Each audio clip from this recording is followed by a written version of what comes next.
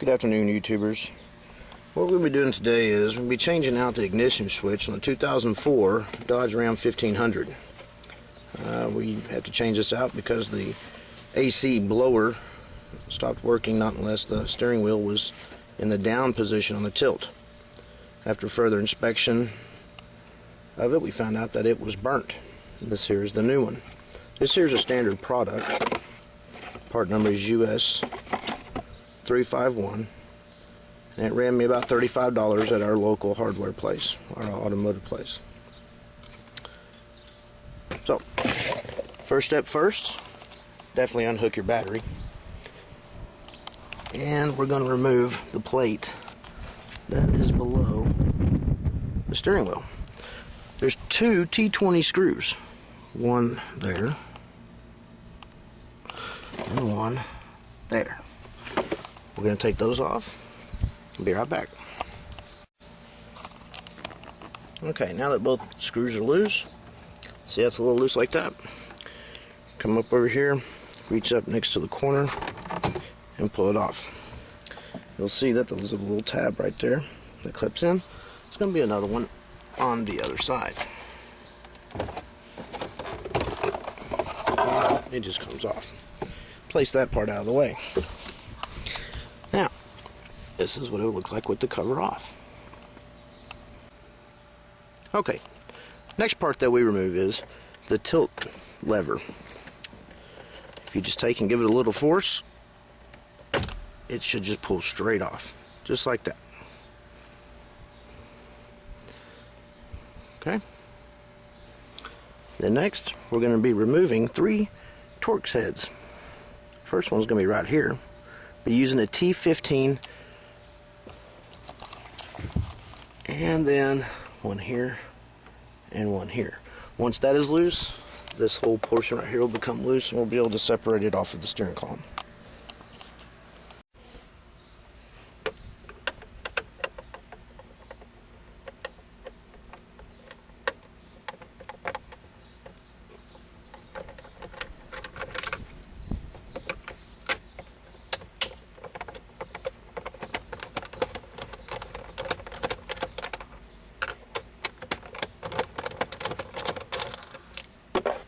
Okay. All 3 of those are out. That's what they look like when they come out. Now, this just pulls straight apart. So when you come over here, take your finger and push that down. The gear shift rubber will pop out of the way. Move that up. Then this just got 2 little tabs on it. That just pulls right up. Come up to the other side, and it just pulls right out.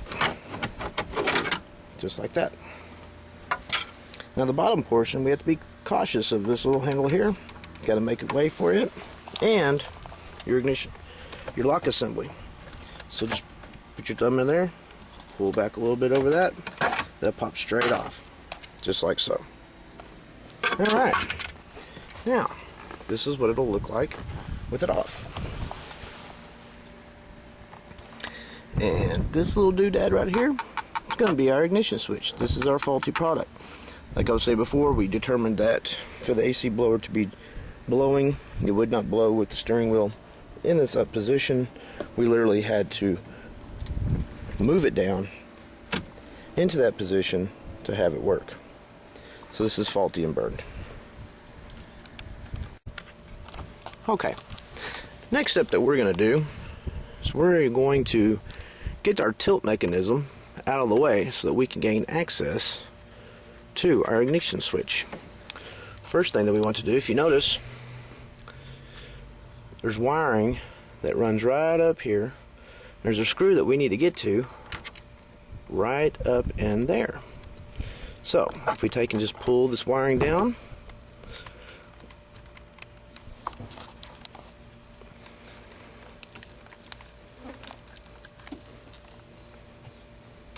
maybe grab a little tool,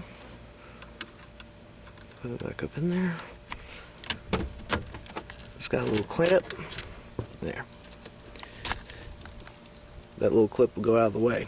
That little clip right there is what holds that wiring into that hole right there. And we've got access to our screw now.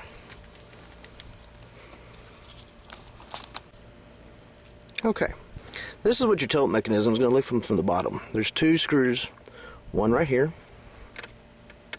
and one right here, that we're going to remove. This is attached with the cable, so it's not going to fall off anywhere, it's not going to go anywhere. Once we undo those two screws, this will just hang loose and give us access to the ignition switch, okay? To remove the two screws, you're going to need a T25. Okay?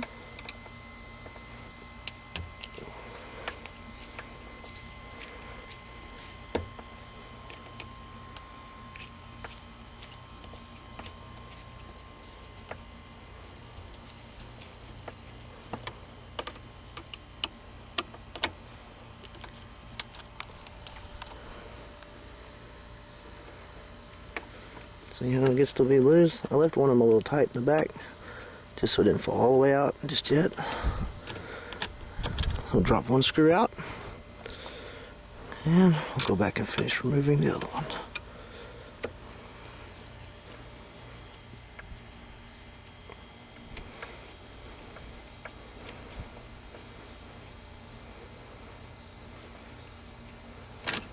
Okay, and see how that just falls right out of the way?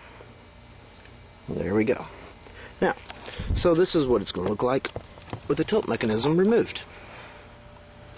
This is what it'll look like from the side. Gives us great access right there to our ignition switch. Okay, once the screws are removed, just a heads up on that. There's two types of screws that came out of the tilt mechanism. You have one that's smaller and one that's longer. The longer one is going to go to the farthest back toward the engine compartment. The shortest one is going to go to the front towards the steering wheel. Just so you're not confused in case you forget later. Once the tilt mechanism has been removed, you'll notice that there's going to be two screws. There are two T20s right here that are holding the ignition switch in place. And on this model, there's a red tab here that clicks it into the connector. So with this, we're going to push this back. That unlatches the connector from the ignition switch from the connector, and then we'll unscrew both of these.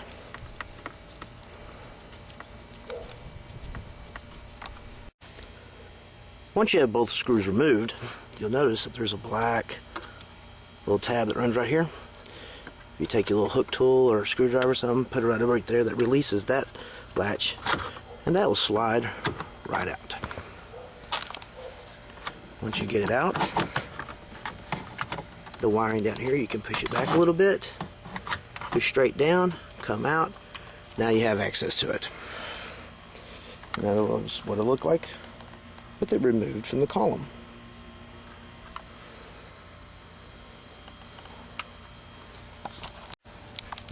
Okay, once the unit is removed and you have your red tab pushed back, you'll notice on the top there's a big white tab. If you look on the side and you pull this up, it will actually raise that tab on that side and that tab on that side, releasing it, the connector, from the ignition switch. So you can just pull that up with your fingers. Look at the gap it is now. That's with it closed, and that's with it open.